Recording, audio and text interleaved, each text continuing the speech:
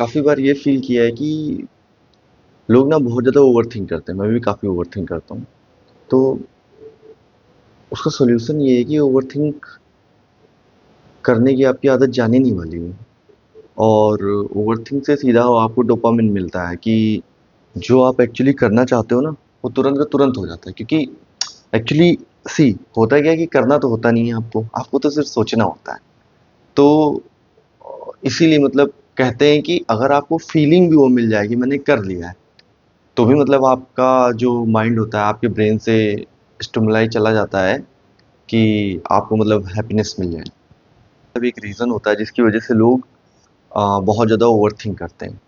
आपको क्या करना है कि ठीक है, अगर आप ओवरथिंक कर रहे हैं एकदम से तो नहीं खत्म हो जाने वाला। आपको करना क्या है, आप ऐसा करो कि जो भी आप ओवरथिंक करते हो ना, उस समय कोशिश करो कि मोबाइल में अभी तो चैट जीपीटी आ गया, फट से अपनी चीज़ को या फिर उसको लिखते रहो कि आप क्या सोच रहे हो, उसके जो सॉल्यूशन सोचो उसको लिखते रहो, लिखते रहो। मैं आपको गारंटीड देता हूँ चीज़ें, जो आप एक्सट्रीम लेवल पे सोचते हो ना, उसको कभी भी आप पेपर पे नहीं लिख सकते। कभी मतलब ये एक मेंटल बैरियर है इंसान का कि आदमी किसी दूसरे इंसान के बारे में बुरा सोच तो सकता है, लेकिन उतना बुरा नहीं लिख देगा जितना बुरा वो सोच सकता है या बोल सकता है। मतलब मैं अगर आपको एक्सट्रीम एग्जांपल दूं, कोई रेपिस्ट कभी भी अपनी फैंटेसी स्टोरी लिखने में ये कभी नहीं लिख सकता कि मैं किसी बच्ची का रेप करूंगा या किसी औरत का रेप करूंगा या अपनी फ्रेंड का रेप करूंगा, अपनी वाइफ का रेप करूंगा या किसी की बेटी का रेप करूंगा। ये कभी नहीं लिख सकता वो। इवन दो अगर उसको बोला जाएगा कि भाई चल तू बता कि जो तेरे से गलती हुई थी, आ, उसके बारे में बता। तो कभी भी जब वो निगेटिव एक्ट जो सोसाइटी में या उसके माइंड में, जो उसके माइंड के अकॉर्डिंग गलत है, जो जनरली सोसाइटी से ही ड्रिवन होते हैं, तो जब भी मतलब उन चीज़ों के बारे में लिखेगा तो ऐसे लिखेगा कि जो मैंने किया वो गलत था, लेकिन मुझसे हो गया, आवेश में था। मतलब समझ रहे हो ना आप, ऐसे ऐसे बोलेगा वो। तो मतलब मैं ये बोलना चाह रहा हूँ, जब आप ओवर थिंक करते हैं ना, तो आपके पास कोई भी एक्सट्रीमिटीज नहीं होती। अच्छा सोचने का भी आप एक मतलब उससे अच्छा आप सोच ही नहीं सकते हो। आपके दिमाग का वो मैक्स पॉइंट है, और बुरा भी किसी के बारे में सोचोगे तो उससे बुरा सोच ही नहीं सकते हो, क्योंकि एक बुरा पॉइंट है। तो जब ओवर थिंक करते हो तो ऐसा होता है कि आप कुछ भी सोच सकते हो। अच्छा, इसने मुझे 2 घंटा आप मारे, ऐसा करूंगा, इसका खानदान खत्म कर दूंगा, ये कर दूंगा, वो कर दूंगा, वो कर दूंगा, ये बन जाऊंगा, वो बन जाऊंगा। ऐसे मतलब तुम सोचते ही रहोगे और वो होता चला जाएगा। होता इन द सेंस माइंड में कि तुमको सोचना है, तुमको सिर्फ ये कहना, अच्छा अगर मैं ये हो जाऊंगा तो मैं ये कर दूंगा, मैं वो हो जाऊंगा तो मैं वो कर दूंगा। आप एग्जाम की तैयारी कर रहे हो, आप बोलोगे अगर मैं 18 घंटा पढ़ने लगूं तो मैं इसको इतनी जल्दी कंप्लीट कर दूंगा, फिर ये सब्जेक्ट को इतनी जल्दी कंप्लीट कर दूंगा, और एक दिन में अगर मैं 1000 क्वेश्चन करूं तो फिर मैं 10,000 क्वेश्चन कर लूंगा 10 दिन में, पूरे क्वेश्चन ही 12,000 है। ऐसे करके आप सोचते रहोगे, क्योंकि आपने सपोज लेट बोल दिया वहां पे। अब लेट को तो नहीं काट सकते, आप कुछ भी मान लो लेट में कुछ भी मान लो कि हाथी नहीं कुत्ता है। अभी मानने को तो माना ही जा सकता है ना, लेकिन जब आप लिखना उस चीज को चालू करोगे कि एक दिन में 1000 क्वेश्चन, एक क्वेश्चन करने में 40 मिनट, अरे 60 क्वेश्चन करने में मिनिमम 40 मिनट, कैसे करेगा भाई? तो 1000 क्वेश्चन तुरंत दिमाग लिखते ही आपके दिमाग में खट से स्ट्राइक करेगा कि यार ये काइंड ऑफ इम्पॉसिबल है, लेकिन सोचने में वो कभी नहीं करेगा। ऐसे रिलेशन का भी है कि आप सोचोगे मैं ये बन जाऊंगा, मैं ऐसे कर दूंगा, I will gift her, I will go here and there, I will move around, तो चीजें सही हो जाएंगी। लेकिन जब आप करने जाओगे ना भाई, कुछ नहीं होगा। आपके मम्मी पापा की तबीयत खराब है, आप सोचोगे क्या है, पैसा कमाऊंगा, मेडिकल इंश्योरेंस करा देता हूँ, ऐसा वैसा। जब आप एक एक स्टेप लोगे ना, आप पॉलिसी नहीं डिसाइड कर पाओगे। आपको अपने पेरेंट्स के लिए, आपके स्पाउस के लिए, अपने बच्चों के लिए पॉलिसी कौन सी लेनी है। तो आप सोच रहे हो how difficult it is. Think करना बहुत ही आसान है, ओवर थिंक करना उससे भी आसान है। ओवर थिंक करने में कोई भी मतलब मैंने जैसा कि बोला, कोई भी एंड नहीं है उसके, कुछ भी सोचते चले जाओ। लेकिन थिंक करने में कहता नहीं कि लेट अस थिंक, वो काफी डिफिकल्ट है। तो आपको क्या करना है कि चीजों को लिखो।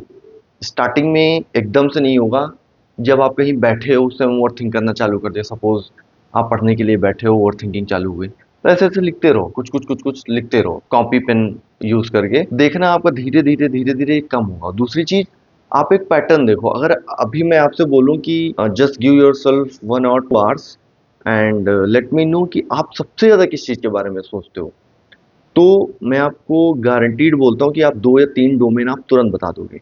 कि हो सकता है आपकी खुद की फाइनेंशियल कंडीशन हो, आपका पास्ट एक्सपीरियंस हो या आपका पास्ट कोई खराब सा हिस्सा हो, आपके पेरेंट्स, आपका कोई जानने वाला, कुछ भी हो सकता है, मतलब कोई भी चीज़ हो सकती है।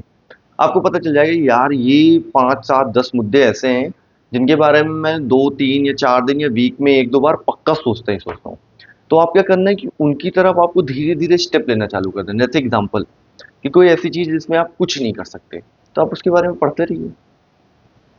कोई ऐसी चीज़ है कि आपके हाथ में नहीं, जैसे सपोज़ अभी आपकी सैलरी बहुत कम है, आप स्टूडेंट हो, आपके पास जॉब नहीं है और आपको लगता है कि जॉब बहुत ज़रूरी है, तो आप इंटरव्यूज़ देखो कि जॉब कैसे निकलेंगे, या फिर जिन बच्चों के लग गई हैं जॉब, उनसे जाके बात करो कि भाई आपकी जॉब कैसे लगी? क्या प्लस पॉइंट था? क्या नेगेटिव पॉइंट था? इससे काफ़ी चीज़ें, मतलब उस डायरेक्शन में आप काम कर रहे हो, और जब आप उस डायरेक्शन में काम करना चालू कर देते हो, तो there is always scope of improvisation.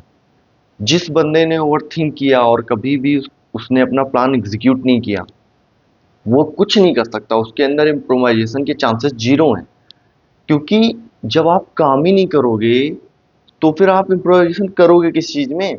जैसे मैं बोलूँ कि मैं जिम, मुझे जाना है वीक में 4 बार मिनिमम, और अगर मैं जिम ही नहीं जाऊंगा भाई, कभी स्टेप ही नहीं लूंगा, तो मैं कैसे इम्प्रोवाइजेशन करूंगा? कैसे मुझे पता चलेगा जो मैं सोच रहा था कि इतना वेट उठा लूंगा या ऐसा हो जाऊंगा या 6 महीने में ऐसा हो जाऊंगा, भाई कैसे पता चलेगा मुझे? तो बहुत ज़रूरी है कि आप जो भी ओवरथिंक करते हो, उसको थिंकिंग में कन्वर्ट करो और स्मॉलेस्ट एक्शन लो ज़रूर, जो भी पॉसिबल है।